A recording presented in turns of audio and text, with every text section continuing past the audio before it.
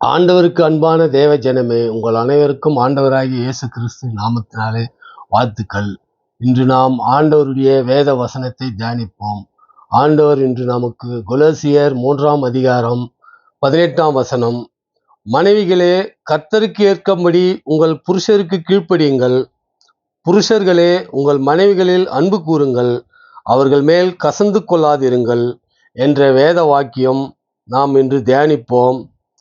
மனைவிகள் கர்த்தருக்குள் புருஷருக்கு கீழ்ப்படிய சொல்லி ஆண்டவர் அறிவுறுத்தியிருக்கிறார். நாம் ஏன் மனைவியில் கணவர்களுடைய இந்த வசனத்தை எடுத்தோம் என்றால், இன்று கிறிஸ்துவுக்குள் இருக்கிற நாம் ஆண்கள் பெண்கள் திருமணமாகி அநேக கஷ்டங்களில் அவர்கள் மனமுறிவு ஏற்பட்டு விவாகரத்து செய்யும் அளவில் சென்று கொண்டிருக்கிறார்கள். இதற்கு காரணம், நாம் தேவ வசனத்தை பற்றி கொண்டு தேவனுடைய வசனத்தை நாம் இருதயங்களில் ஆழக்கடவது என்று ஆண்டவர் சொல்லுகிறார். தேவ சமாதானம் உங்கள் இருதயங்களில் ஆழக்கடவது, இதற்கென்றே நீங்கள் ஒரே சரீரமாக அழைக்கப்பட்டீர்கள், நன்றி உள்ளவராய் இருங்கள் என்கிறார். திருமணத்தில் நமக்கு ஆலயங்களில் சர்ச்சில் ஐயரெல்லாம் வந்து, இன்று முதல் நீங்கள் ஒரே ஒரே சரீரமாக இருக்கிறீர்கள் என்று நமக்கு சொல்லிதான் திருமணம் செய்கிறார்கள். ஆனால் திருமணமாகி சில ஆண்டுகளில் மாதங்களில் கசந்து மனமுறிவு ஏற்பட்டு விவாகரத்து ஆக நிலையில் அநேக கிறிஸ்தவ மக்கள் இன்று நீதிமன்ற வாசலில் சென்றிருப்பதை நாம் காண்கின்றோம். இத்தகைய செயல்கள் எல்லாம் நடக்காமல் இருக்க வேண்டுமென்றால், இவை எல்லாவற்றிலும் நாம் ஆண்டவருடைய வேத வசனம் என்ன சொல்கிறது என்றால், இவை எல்லாவற்றின் மேலும் பூரண சற்குணத்தின் கட்டாகிய அன்பை தரித்து கொள்ளுங்கள் என்று கூறுகிறார். நாம் அதுபோல் அன்பை தரித்து கொள்ள வேண்டும். அன்பு சகலத்தையும் சகிக்கும் என்று நாம் வேத வசனங்களை படிக்கின்றோம்.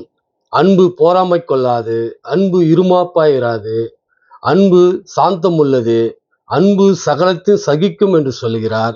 அதை தான் இங்கு 14ஆம் வசனத்தில் என்ன சொல்கிறார் என்றால், இவை எல்லாவற்றின் மேலும் பூரண குணத்துடன் கட்டாகிய அன்பை தரித்து கொள்ளுங்கள் என்று ஆண்டவர் கணவன் மனைவி இருவருக்காகவே அதை சொல்லுகிறார். நாம் அன்புள்ளவர்களாக இருக்குமானால் ஆண்டவருடைய வேத வசனத்தை தியானித்தால்தான் நமக்கு இப்பேற்பட்ட அன்பு, தேவ சமாதானம், இது எல்லாமே நாம் அறிந்து கொள்வோம். தேவ சமாதானம் என்பது உலகத்தில் நம் தாய் தகப்பன் சொல்லும் சமாதானமோ, சகோதரர்கள் சொல்லும் சமாதானமோ, நம் உறவுகள் சொல்லும் சமாதானமோ, நண்பர்கள் சொல்லும் சமாதானம் போல் அல்ல. ஆண்டவருடைய சமாதானம் மிகப்பெரிய சமாதானம். அதை நாம் அவருடைய சிலுவை மரணத்திலே பார்த்திருப்போம், வேதங்களில் வாசித்திருப்போம். ஆண்டவர் கைகளிலும் ஆணி, கால்களிலும் ஆணி, தலையில் முள்ளால் அவரை முடிசூடும் என்று கேவலப்படுத்தி அவர் தலையில் முள்மூடி சூட்டினார்கள், விழாவிலே குத்தினார்கள், காரி உமிழ்ந்தார்கள். இத்தனை கஷ்டங்களும் அசிங்கங்களும் பட்டும் ஆண்டவர், பிதாவே இவர்கள் செய்கிறது இன்னதென்று அறியாமல் செய்கிறார்கள், இவர்களை மன்னியும் என்று சொன்னார். அதுதான் நம் ஆண்டவராகிய இயேசு கிறிஸ்துவினுடைய மிக விலையேறப்பட்ட சமாதானம். இத்தகைய சமாதானத்தை நீங்கள் கற்றுக்கொள்ளுங்கள் என்றுதான் ஆண்டவர் என்ன சொல்கிறார், தேவ சமாதானம் உங்கள் இருதயங்களை ஆளக்கடவது என்று சொல்கிறார். இதற்கென்றே நீங்கள் ஒரே சரீரமாக அழைக்கப்பட்டீர்கள் என்கிறார். இந்த வார்த்தையை நாம் ஆழமாக தியானிப்போம் என்றால், எவ்வளவு அன்பான வார்த்தை, எவ்வளவு இதை நம்மளை நல்வழிப்படுத்தக்கூடிய வார்த்தை என்பதை நாம் நிதானிக்க வேண்டும். உங்கள் இருதயங்களை ஆளக்கடவது என்றால், ஆளுவது என்பது இன்று நம்மளுடைய தேசங்களை ஆளுவதை நாம் பார்த்திருக்கிறோம். எவ்வளவு பெரிய தேசம், மக்களுக்கு என்னென்ன தேவை, கல்வி தேவை, உணவு தேவை, போக்குவரத்து வசதிகள் தேவை, நீர் தேவை, எல்லாவற்றையும் செய்து கொடுக்கின்றது தான் ஆளுமைக்குள் வரும். அதுபோல் நாம் மனைவிக்கு என்னென்ன தேவைகளை நாம் அறிந்து அவர்களுக்கு செய்ய வேண்டும். அதே போல் கணவருக்கு என்னென்ன வேண்டும் என்று அறிந்து மனைவியும் செய்ய வேண்டும். இத்தகைய நல்லுறவு இருக்கும் பட்சத்தில் நாம் தேவனுக்கு ஏற்ற பிள்ளைகளாக வாழ்ந்து ஆண்டவருக்கு மகிமை சேர்க்கவும், நம் குடும்பங்கள் தாய் தகப்பனுக்கு மகிமை சேர்க்கவும், நமதுடைய உறவுகளுக்கு பெருமை சேர்க்கக்கூடிய வகையில், கிறிஸ்து மகிமைப்படும் வகையில் நமது வாழ்வு அமையும். அத்தகைய வாழ்வு அமைதலை நாம் எப்பொழுதுமே கிறிஸ்துவனுடைய வசனத்தை பின்பற்ற வேணும். கிறிஸ்துவின் வசனம் உங்களுக்குள்ளே சகல ஞானத்தோடும் பரிபூரணமாக வாசமாய் இருப்பதாக என்று ஆண்டவர் சொல்லுகிறார்.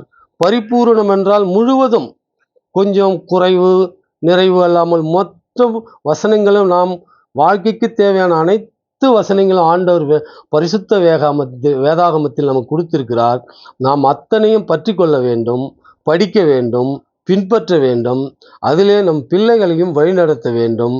அதுபோல் நாம் கிறிஸ்துவுக்கு வாழ்வோமானால் நாம் ஆண்டவருடைய மேன்மை அடைவோம், பரலோக ராஜ்யத்தும் சென்று சேர்வோம். அதேபோல் புருஷர்களே, உங்கள் மனைவிகளில் அன்பு கூறுங்கள், அவர்கள் மேல் கசந்து கொள்ளாதிருங்கள் என்கிறார். நாம் மனைவிகள் மேல் அன்பு செலுத்த வேண்டும். அவர்கள் கசந்து, மனம் விட்டு கசந்தால்தான் அழுகை வரும். அந்த கசந்து அழுகும்படியும் செய்யக்கூடாது. அது ஆண்டவருக்கும் பிரியமில்லை, அவர்கள் பெற்றோருக்கும் பிரியமில்லை, அவர் உடன் பிறந்தவருக்கும் பிரியமில்லை, இந்த சமூகத்துக்கும் பிரியமில்லை. அது நம்ம பிள்ளைகளும் பிரியப்பட மாட்டார்கள். அதுபோல் கணவன் மனைவி அன்பாக வாழ்ந்து ஆண்டவருக்கு மகிமை சேர்க்கும்படி உங்களை ஆண்டவர் கேட்டுக்கொள்கிறார். வசனத்தை தியானிப்போம், ஆண்டவரிடத்தில் வேண்டுதல் செய்வோம். இத்துடன் இந்த வசனம் முடித்து கொள்கிறோம். ஆண்டவராகிய இயேசு கிறிஸ்து நாமத்திலே துதி கன மகிமை என்றும் இருப்பதாக. ஆமென்.